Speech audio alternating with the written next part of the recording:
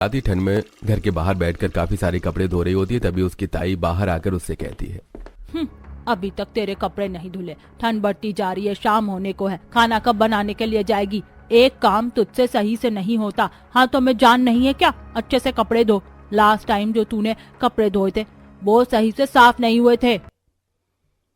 शांति बहन, अपनी भतीजी को जितना डांटती रहती हो, थोड़ा अपनी बेटी के बारे में भी सोचो। बेचारी को तो तुमने स्कूल के बाद कॉलेज भी नहीं जाने दिया और अपनी बेटी को शहर भेज दिया। मानती हूँ कि बेचारी के माँ बाप नहीं है, पर उसकी जिम्मेदारी भी तो तुम्हारी है। ये नहीं कि बेचारी का कहीं रिश्ता देख ले, 25 साल की हो गई है।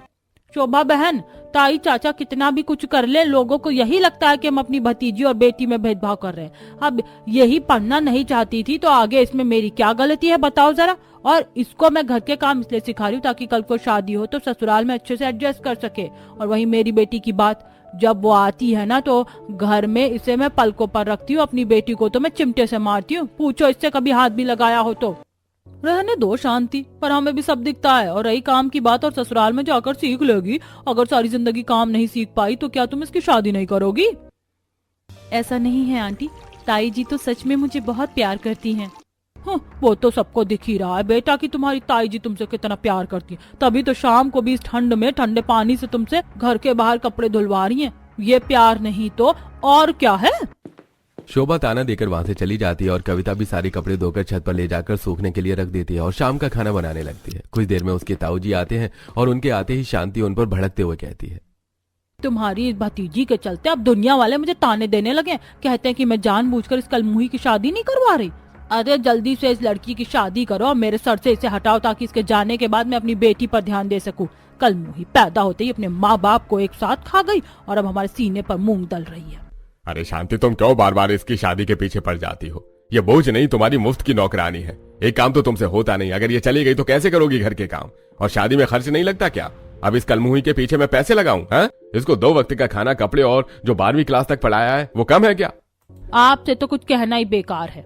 शांति के कहने पर भी विनोद कविता की शादी की बात आगे नहीं बढ़ाता और ये सब सुनकर खाना बनाते हुए कविता रोते हुए अपने माँ पापा को याद करती है। अगर आज मेरे माता पिता जिंदा होते तो मैं उनके लिए बोझ ना होती। ताई जी भी मुझे बोझ समझती है और ताऊ जी मुझे मुफ्त का नौकर समझते हैं। फिर तो कोई इज्जत ही नहीं है इस घर में। अब तो मेरी किसी भी गरीब घर में शादी हो जाए, बस मैं इस घर से निकल जाऊं। माँ पापा आप क्यों मुझे छोड़कर चले गए, वो भी इनके हवाले। अब कविता खाना बनाकर अपने घर वालों को देती है। देखते ही देखते कुछ हफ्ते बीत जाते हैं और कविता की चचेरी बहन शीला हॉस्टल से जब घर आने को होती है तो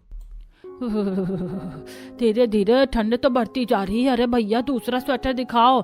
मेरी बेटी जब हॉस्टल से आएगी तो ऐसे हल्के स्वेटर पहन कर जाएगी क्या? ठंड से तो मर ही जाएगी। थोड़ा भारी स्वेटर दिखाओ जिसे पहनकर सर्दी ना लगे उसे। शांति, तुम क्या सिर्फ एक ही स्वेटर लोगी, वो भी अपनी बेटी के लिए? अरे तुम्हारी भतीजी भी तो है, देखा मैंने उस बेचारी को, पिछले 5 साल से एक ही शॉल ओढ़ रही है। बहन बेचारी, तुम्हारी बहू भी पिछले 2 साल से एक ही शॉल ओढ़ रही है। तुम भी तो सिर्फ अपनी बेटी के लिए स्वेटर लेने के लिए आई हो, अपनी बहू के लिए भी कुछ ले लो। दूसरों के घर में झांकने से पहले खुद का गिरेबान झांक लेना चाहिए। और रही मेरी भतीजी की बात, तो उसे शॉल से बहुत प्यार है, वरना घर में बहुत सारे शॉल रखे हैं वो नहीं लेती, तो इसमें मेरी गलती नहीं है। और अगर तुम्हें इतनी हमदर्दी है तो एक काम करो, तुम ही उसे लेकर दे दो कुछ। शांति की बात सुनकर सुमित्रा कुछ नहीं कहती और वो दोनों ही अपनी अपनी बेटियों के लिए ठंड के कपड़े लेकर घर आती हैं। अगले दिन शांति की बेटी आती है, जहां कविता बड़ी ही प्यार से अपनी बहन को उसकी पसंद का खाना बना देती है और शांति अपनी बेटी को कपड़े दिखाती है। बता कैसा लगा तुझे? सारे कपड़े सर्दियों के लिए हैं। इस बार जब तू हॉस्टल जाएगी तो ये सारे कपड़े लेकर चली जाना, ठंड बहुत हो रही है। शीला, तुम पूरे 6 महीने बाद आई हो ना, इसीलिए देखो मैंने तुम्हारे लिए तुम्हारा फेवरेट पास्ता, नूडल्स, मंचूरियन और चिली पोटैटो बनाए हैं। खाकर बताओ कैसे बने। अगर ठंडे हो गए तो अच्छे नहीं लगेंगे। जब तक तुम्हें कुछ बोले ना, तुम्हें बातें समझ नहीं आती क्या? कुछ देर मुझे माँ के साथ अकेला क्यों नहीं छोड़ सकती? अगर खाना ठंडा हो जाएगा तो क्या तुम गर्म कर पाओगी? माँ, मैंने आपसे कितनी बार बोला जब मैं इस घर में आऊं तो इसका चेहरा मुझे देखने को ना मिले। शीला की बात सुनकर कविता वहां से अपने कमरे में चली जाती है और अपने माता पिता की फोटो लेकर बैठ जाती है। माँ पापा, यहाँ मुझे कोई प्यार नहीं करता। ठंड बढ़ती जा रही है पर फिर भी ताई जी सिर्फ शीला के लिए गर्म कपड़े लाई। मैंने इतने प्यार से शीला की पसंद का खाना बनाया पर उसने वो भी नहीं सराहा। मेरे साथ इस घर में इतना भेदभाव क्यों होता है? अब कविता अपने माता पिता की फोटो लेकर अपने कमरे के दरवाजे पर खड़ी हो जाती है और अपनी बहन और ताई जी को देखती है। उन दोनों को देखकर उसकी आंखों से आंसू नहीं रुकते और इसी तरह एक हफ्ता बीत जाता है। एक हफ्ते के बाद शीला का जन्मदिन होता है और इसीलिए शीला और कविता की बुआ कुछ तोहफे लेकर घर आती है। अरे मेरी शीला तो 21 साल की हो गई। शीला मैं तेरे लिए एक्सपेंसिव गिफ्ट्स लेकर आई हूँ, पर कविता कहाँ है? भाभी तुमने फिर से कविता को काम पर लगा दिया। भूलो मत, ये घर कविता के ही माता पिता का है। एक तो तुमने भैया भाभी के हिस्से की सारी प्रॉपर्टी अपने नाम करवा ली, उनके सारे पैसे भी जब्त कर लिए और बदले में उस बेचारी के साथ इतना बुरा सलूक करती हो। लेकिन 25 साल की हो गई है वो, उसकी शादी करवा दो अगर तुमसे वो और बर्दाश्त नहीं होती तो। अर्चना, अपनी भाभी को कुछ कहने से पहले सोच लिया कर। जब भैया भाभी खत्म हुए थे तब तू भी तो कविता की जिम्मेदारी ले सकती थी ना, पर तूने क्या किया? बहाने बनाकर अपनी ससुराल चली गई। अगर तेरे को इतना ही दुख होता है उस मनहूस के लिए तो तू कोई लड़का देख ले। और रही भेदभाव की बात, अगर तुझे अपनी भतीजी से नफरत होती ना तो जो मैं उसे तरह तरह के कपड़े खाने और जो शिक्षा दी है ना वो भी ना देता। वाह भैया, वो बेचारी कविता के माता पिता की प्रॉपर्टी पैसे हड़पो तुम और उसकी परवरिश करूं मैं। जब लिया तुमने है तो करोगे भी तो तुम ही। और रही लड़के की बात, तो मैं अपनी भतीजी के लिए बहुत बड़े घर का रिश्ता देखूंगी, देख लेना तुम, पर शादी तुम्हें ही करवानी पड़ेगी। आप दोनों प्लीज लड़ना बंद करोगे? आज मेरा जन्मदिन है। हाँ बुआ जी, रहने दो ना, मैं तो खुश हूँ जो आप यहाँ आई मुझसे मिलने के लिए और मेरे लिए भी गिफ्ट्स लेकर आई, जबकि जन्मदिन शीला का है और मैं नहीं चाहती कि वो मेरी वजह से इस घर में लड़ाई हो। कविता के कहने पर अर्चना चुप हो जाती है और बर्थडे सेलिब्रेट करके कड़कड़ाती ठंड में ही रात को घर से जाने लगती है। बुआ जी, आप आज ही तो आई हैं और आज ही चली जाएंगी। बाहर बहुत ठंड हो रही है, कल चली जाना। मेरी बच्ची, अरे जाने दे मुझे। आज जाऊंगी तभी तो तेरे लिए जल्द से जल्द रिश्ता लेकर आऊंगी ताकि तुझे इन लोगों से छुटकारा मिल सके। मैं बहुत अच्छे से जानती हूँ यहाँ तेरे साथ कैसा व्यवहार होता है। रात के 11 बजे ठंड में ही अर्चना घर से निकल जाती है और एक हफ्ते बाद अपनी भाभी को फोन करके एक रिश्ते के बारे में बताती है। मैं तो ऐसे ही बदनाम हूँ, असली चालबाज तो तुम्हारे अंदर है। बेचारी इतने बड़े घर में, वो भी ज्वाइंट फैमिली में कैसे रहेगी, इतना काम कैसे करेगी? बड़े लोग दिल के काले होते हैं, उनसे तो अच्छा हम गरीब ही होते हैं। नहीं नहीं, मैं अपनी भतीजी की शादी इतने बड़े घर में, वो भी ज्वाइंट फैमिली में, तो बिल्कुल नहीं करने वाली। भाभी ये भी देखो, लड़का इकलौता है और वो लोग अमीर हैं। और रही काम की बात, हमारी कविता को कोई काम नहीं करना पड़ेगा। मैं भले ही उसकी ताई हूँ पर अपनी भतीजी का बुरा नहीं चाहती। तुम अपने भैया से बात कर लेना। अभी मुझे ऐसा क्यों लग रहा है कि आप जानबूझकर कविता के अच्छे घर में शादी नहीं होने देना चाहती? मैं किसी से कुछ नहीं पूछूंगी। मैं अगले हफ्ते लड़के वालों के साथ घर आ रही हूँ, फैसला कविता का होगा। अर्चना अपनी बात पूरी करके फोन रख देती है और अगले हफ्ते ठंड में लड़के वालों के साथ आती है। अरे बहन, यहाँ तो और भी ज्यादा ठंड है, मेरे को तो बहुत ठंड लग रही है। अगर मुझे पता होता कि यहाँ इतनी ज्यादा ठंड है तो मैं स्वेटर के साथ एक शॉल भी ले लेती।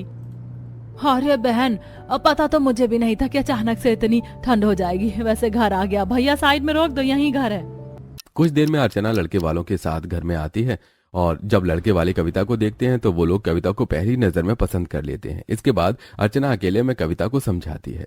बेटा मैं जानती हूँ कि इन लोगों का परिवार बहुत बड़ा है, 10-12 लोग कोई कम नहीं होते, पर लड़का और उसका परिवार बहुत अच्छा है।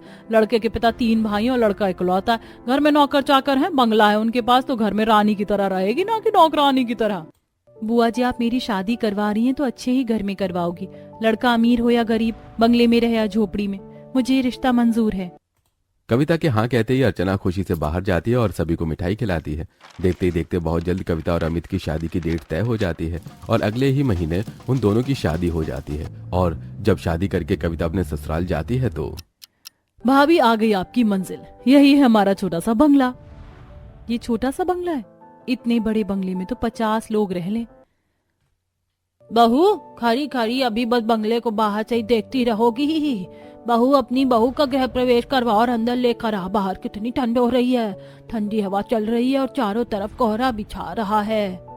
उमा के कहने पर आशा तुरंत अपनी बहू का गृह प्रवेश करवाती है और जब कविता बंगले के अंदर जाती है तो उसे थोड़ी गर्माहट महसूस होती है। बंगला तो अंदर से भी काफी सुंदर है और अब ठंड भी कम लग रही है। भाभी चलो मैं आपको सबसे इंट्रोड्यूस करवाती हूँ। ये है इस घर की सबसे बड़ी बहू कल्पना ताई जी, ये आपकी सास आशा ताई जी और ये है मेरी प्यारी माँ सुशीला। ये है सुरेश काका, दिलीप काका और ये है मेरे पापा और ये है। हमारा इंट्रोडक्शन हम खुद कर लेंगे भाभी। हम चारों हैं आपकी नंदे, करिश्मा, काजल, दिया और आरती। अरे बेटा इंट्रोडक्शन बाद में करवा देना, बेचारी बहुत थक गई होगी बहू, उसे आराम करने दो। तुम दोनों भी अपने कमरे में जाकर आराम कर लो। कितना बड़ा परिवार है। मेरी ताई जी तो कितनी बुरी थी। दुनिया की नज़रों में तो उन्होंने मेरा बहुत अच्छे से ख्याल रखा, पर अंदर वो कैसी थी सिर्फ मैं ही जानती हूँ। यहाँ पर भी जॉइंट फैमिली है। मेरी सास का तो पता नहीं, पर ये लोग मुझे बिल्कुल प्यार नहीं करेंगे। और वैसे भी मैंने तो सुना है कि जो सास होती है वो माँ नहीं बन सकती। लगता है मेरी किस्मत में कभी खुशियाँ लिखी ही नहीं थी।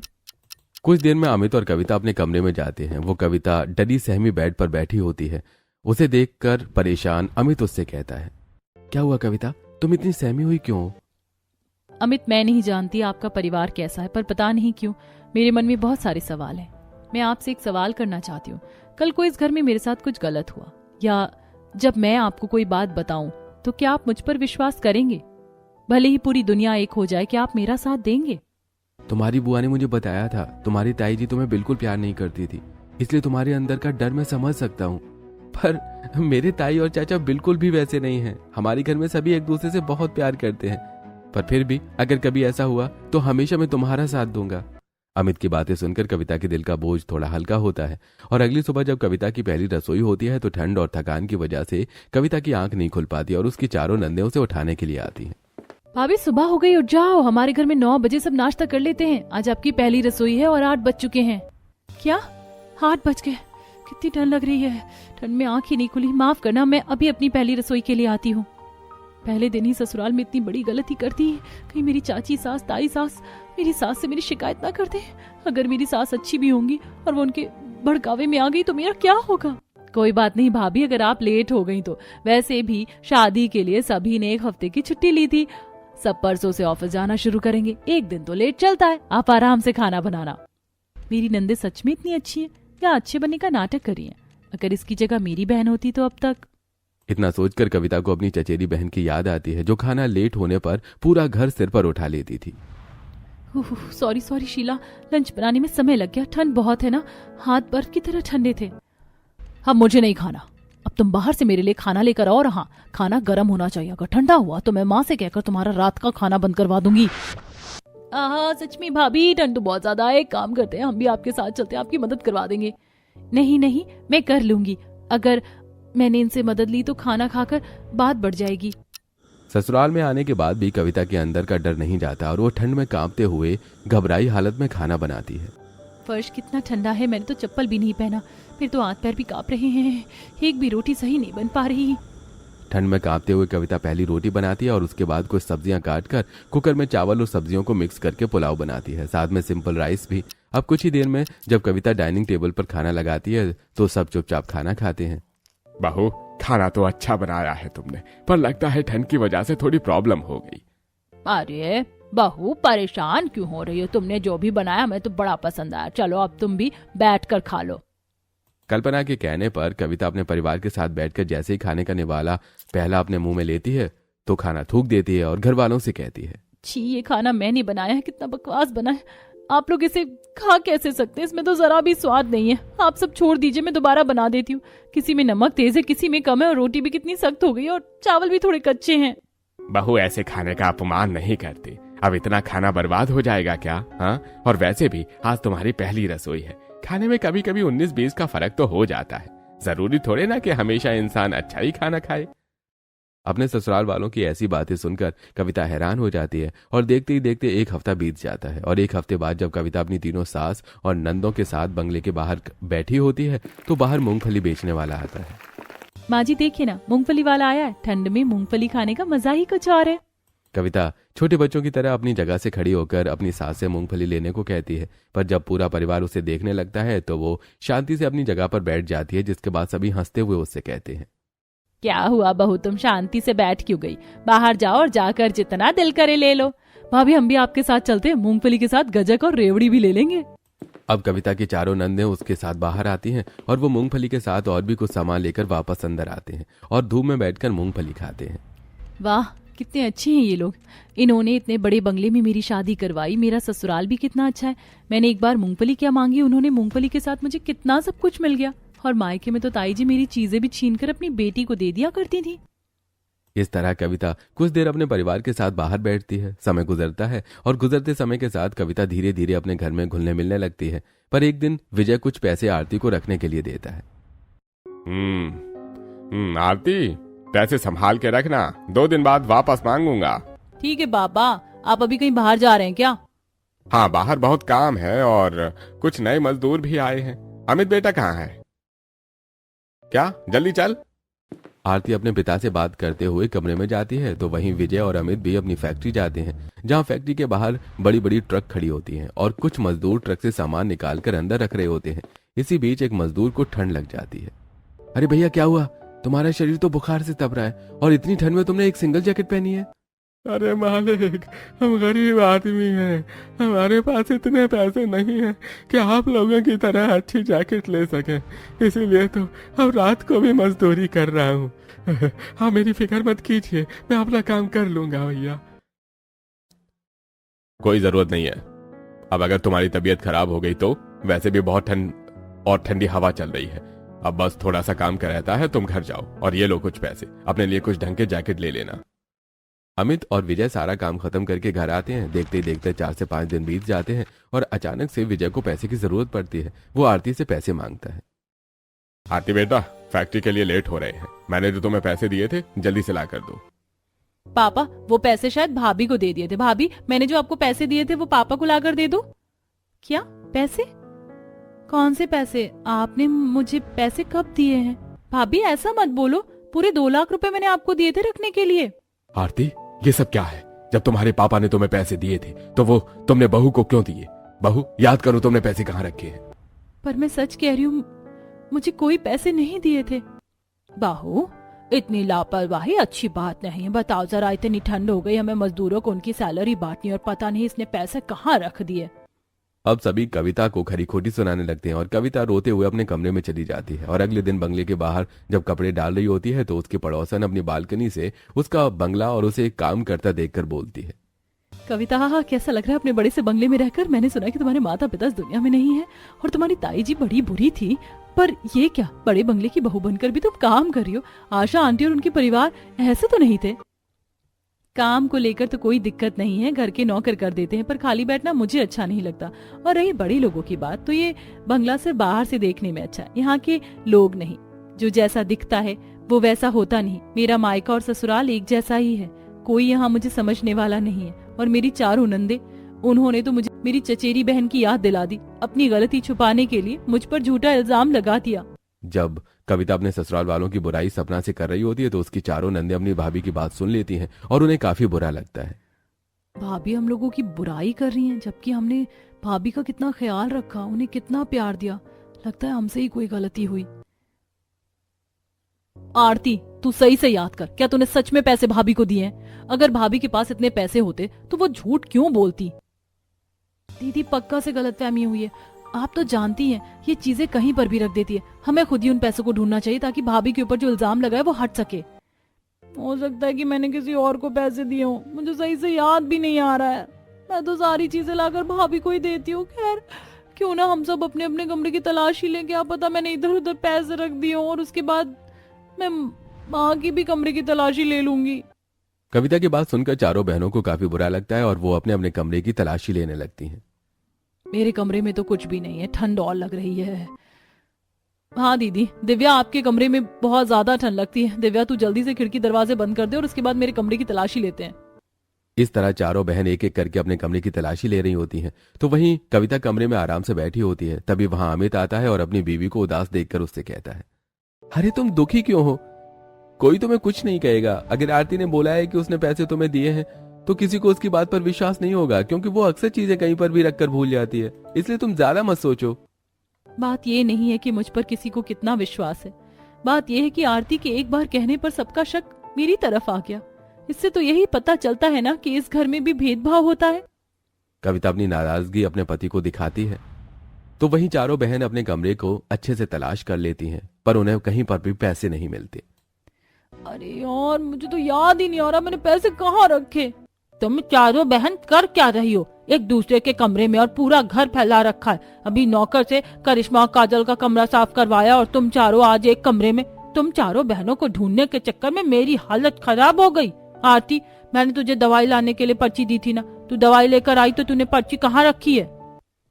दादी जी, बाहर इतनी ठंड है, मैं और आरती जा ही नहीं पाए, पर आरती से पर्ची लेकर मैंने माँ के कमरे में रख दिया था। मैं अभी लेकर देती हूँ। इतना बोलकर दिव्या और आरती कल्पना के कमरे में जाती हैं और जब कल्पना अपनी अलमारी खोलती है तो वो देखती है कि उसकी अलमारी की तिजोरी में 2 लाख रुपए रखे हैं, जिसे देखकर सब हैरान हो जाती हैं। अरे मेरे कमरे में इतने सारे पैसे कहाँ से आए? हम लोग बहू को डांट रहे थे जबकि पैसे तो मेरे पास हैं, पर ये पैसे यहाँ कैसे आए? चाची ये पैसे आपकी तिजोरी में रखे हैं। पैसों को देखकर आरती को कुछ याद आता है। आरती कहाँ जा रही है? मेरे सर में दर्द हो रहा है, थोड़ा तेल लगा दे, मैं तेरी माँ के कमरे में हूँ। इतना बोलकर कल्पना सुशीला के कमरे में चली जाती है और आरती वही पैसे लेकर कल्पना के कमरे में जाती है और तेल को पूरे कमरे में ढूंढती है और हाथ में रखे पैसों को अलमारी में खोलकर तिजोरी में रख देती है और तेल लेकर अपनी माँ के कमरे में जाती है, जहाँ कविता आती है और उसके हाथ से तेल लेकर अपनी सास के सिर पर तेल लगाने लगती है। अभी याद आया कि पैसे तो मैंने ही यहाँ तिजोरी में रखे थे। मैं कितनी बड़ी भुलक्कड़ हूँ। उस समय मैंने भाभी को तेल दिया था ना कि पैसे। सारी गलती मेरी है, मेरी वजह से भाभी की इंसल्ट हुई। आप सबने भाभी को गलत समझा, भाभी को कितना बुरा लगा होगा। सब कुछ तेरी वजह से हुआ है। हमने अपनी इतनी प्यारी बहू को डांटा, वो क्या सोच रही होगी? उसकी ताई जी भी ऐसी थी और हमने भी उसके साथ ऐसे ही किया। जब पूरे परिवार को यह पता चलता है कि गलती आरती की थी तो सभी घर वाले इकट्ठा होते हैं और सब कविता से माफी मांगते हैं। बहू, उस दिन के लिए हम सबको माफ कर देना। बड़ी मुश्किल से इस घर में एक बेटा हुआ। हमने सोचा था कि उसकी बेबी को अपनी बेटी की तरह रखेंगे पलकों पर सास ससुर भी कभी माँ बाप नहीं बन सके। सारी गलती आरती की थी, पर हमने तुझे गलत समझा। बहू, हम सबको माफ कर दे। और भाभी, सबसे बड़ी गलती तो मेरी थी। अब से मैं कोशिश करूंगी कि सारी चीजें याद रखूं। अपने ससुराल वालों को माफी मांगते देखकर कविता को काफी बुरा लगता है और उसे अपने ससुराल के साथ बिताई कुछ अच्छे दिन याद आते हैं। कितनी ज्यादा ठंड हो रही है ना भाभी, और आज सारे नौकर भी छुट्टी पर हैं। आपको खाना बनाने की जरूरत नहीं है। क्यों ना आज हम सब बाहर डिनर करने के लिए चलें? वैसे भी उस दिन आप कह रही थी ना आपको मंचूरियन, नूडल्स, पास्ता बहुत पसंद है। कविता के चारों नंदे उसकी छोटी छोटी बातों का ख्याल रखते हैं और पूरा परिवार रात को 10 बजे कपकपाती ठंड में एक रेस्टोरेंट में जाते हैं। हम बेकार में ठंड में रेस्टोरेंट में आ गए हैं। यहाँ कितनी ज्यादा ठंड लग रही है। बहू, मुझे पता ही था बाहर आने के बाद तुझे और ज्यादा ठंड लगेगी, इसीलिए मैंने बैग में एक एक्स्ट्रा शॉल रख लिया था, तो उसे ओढ़ ले। सुशीला जो अपने लिए एक्स्ट्रा शॉल लेकर आती है वो कविता को ओढ़ने के लिए दे देती है। कुछ बातों को याद करके कविता की आंखें भर आती हैं और वो अपने परिवार से कहती है, सारी गलती सिर्फ आप लोगों की नहीं, कुछ गलतियां मेरी भी हैं। जब मायके में मुझे प्यार, इज्जत, कदर नहीं मिली तो मैं इस प्यार, इज्जत और कदर के लिए तरसती रही, और जब यहाँ मुझे वो मान सम्मान मिला तो मैं आप लोगों के प्यार की तुलना अपनी ताई जी के प्यार से कर बैठी। कविता भी अपने ससुराल वालों को माफ कर देती है और कुछ दिनों बाद उसके ताऊ और ताई उससे मिलने उसके ससुराल आते हैं, जहां वो लोग बाहर से ही उसका आलीशान बंगला देखकर कहते हैं, देख रहे हैं जी कैसे आपकी बहन दिखावा कर रही है। एक भतीजी के लिए इतने बड़े बंगले का रिश्ता ढूंढ लिया और हमारी बेटी के लिए तो लड़के ही खत्म हो गए उसकी नजरों में। जब शांति अपने पति के साथ बंगले के बाहर खड़ी होकर बंगले को देखकर बातें कर रही होती है तो किसी काम से कविता बाहर आती है। वो अपने ताऊ और ताई जी को देखकर काफी खुश होती है, पर उसे देखते ही उसकी ताई उसे खरी खोटी सुनाने लगती है। क्या बात है, तू तो बड़ी खुश लग रही है। खुश होगी भी क्यों नहीं, आखिर इतने बड़े बंगले की बहू जो बन गई। पर कान खोल कर सुन ले, तू इतने बड़े घर की बहू हमारी वजह से बनी, तो अब तेरा काम है कि तू अपनी बहन के लिए भी ऐसे ही किसी बड़े बंगले का रिश्ता देख और अपने ससुराल वालों को एक वारिस दे दे। अगर तू लड़का नहीं कर पाई ना तो तेरे सारे अरमान धरे के धरे रह जाएंगे, समझी। कविता अपनी ताई की बात सुनकर दुखी हो जाती है और तभी वहां पूरा परिवार आता है। ताई जी माफ करना, पर मेरी बीवी इस घर को वारिस दे पाई या ना दे पाई ये बात की बात है, पर आपकी हिम्मत कैसे हुई मेरी बीवी से इस तरह से बात करने की। और हाँ बहन जी, आपकी बेटी की शादी की जिम्मेदारी आपकी है, हमारी बहू की नहीं। हम तो खुश थे कि आप लोग आए हैं, पर आपकी बातें सुनकर तो अब हम आपसे हाथ जोड़कर यही कहेंगे कि ठंड में हमारे घर में कदम रखने से अच्छा होगा कि आप उल्टे पैर अपने घर चले जाएं। इतनी ठंड में अभी तक जब इतनी तेज हवा चल रही है, हम यहाँ अपनी भतीजी से मिलने आए थे, न कि बेइज्जती करवाने के लिए। जा रहे हैं हम, पर लौट कर कभी नहीं आएंगे, और तुम भूल जाओ कि तुम्हारा कोई मायका भी है। विनोद अपनी इंसल्ट बर्दाश्त नहीं कर पाता और अपनी भतीजी के सारे रिश्ते नाते तोड़कर चला जाता है, जिसके बाद पूरा परिवार अपनी बहू के आंसू पोंछता है और इस तरह एक गरीब घर की बहू को अपने बड़े से बंगले में जॉइंट फैमिली में इतनी खुशियां मिलती हैं कि वो सारे दुखों को भूल जाती है।